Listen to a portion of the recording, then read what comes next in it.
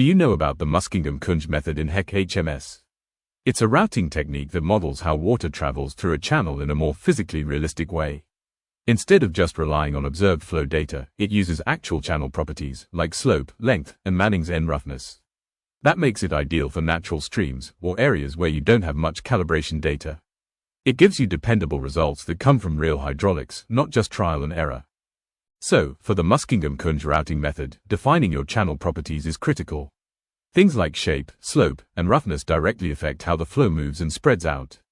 Among all the options available in HEC HMS, the 8-point cross-section is often the most accurate and realistic way to define a river or reach shape.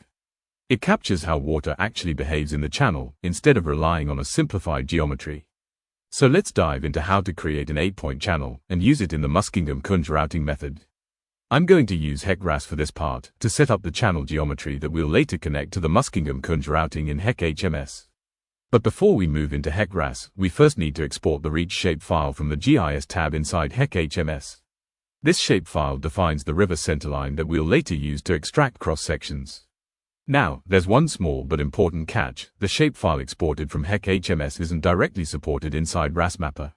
So, to make it work properly, we'll first open that shapefile in ArcPro. From there, we'll simply export it again as a new shapefile. This quick step makes sure the file format and coordinate system are clean and compatible with HEC RAS. It's a small workaround, but it saves a lot of frustration later when setting up your 8-point channel geometry. Next, let's open a HEC RAS project. We need to create a geometry file to get started. Once we create the geometry, we'll move into the RAS Mapper, where we can define the river system layout. Now it's time to import the river reach that we prepared earlier, the one we'll use for the Muskingum Cunge routing. This step brings your reach into HEC RAS, so you can start building channel cross-sections and set up the geometry exactly as it appears in the LiDAR. The idea here is simple: we're going to draw a typical cross-section for the routing reach, just like it appears in HEC HMS. Then, we'll update the terrain using LiDAR data to make sure the elevations and shape truly represent the real channel. Once we've updated the terrain, we can simply save the geometry file and exit RAS Mapper, cause that's all we care about.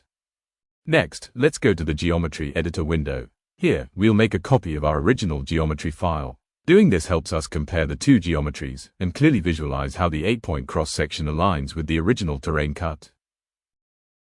If you go to Tools, and then Cross-Section Point Filter, you'll notice an option to reduce cross-section points to 8. That's exactly what we're looking for here. So, just click on Filter Points on selected cross-section. Once you do that, your cross-section will now have only 8 points. If you check the HEC HMS tutorials and guides from HEC, you'll notice that the 8-point cross-section has a typical shape. It clearly defines the main channel in the center, along with the left and right overbank regions.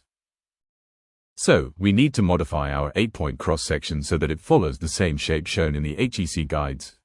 Let's go to the Graphics Cross-Section Editor and check the option called Compare Geometry Files. This allows us to view the original terrain cut underneath, so we can adjust each point in our 8-point cross-section to match the real channel shape more closely. Note that it's impossible to perfectly represent a detailed cross-section with just 8 points. However, the goal here isn't perfection, it's to capture the general shape of the channel and overbanks as accurately as possible. Once you're satisfied with how it looks, you can simply exit the edit session. Now your 8-point cross-section is ready to use inside HEC HMS. You can easily bring this data in by copying and pasting it from HEC RAS. Let me show you exactly how to define cross-section data in HEC HMS. Start by going to the Components menu, then open the Paired Data Manager and choose Cross-Sections. Here, you'll need to create a new dataset and give it a clear name, something that matches your routing reach, so you can easily identify it later when setting up the model. Once it's created, open the Cross-Section Editor window. This is where you'll paste the 8 points of data that you copied from HEC RAS. Make sure your station elevation pairs line up correctly, and double-check that the cross-section looks right when you plot it.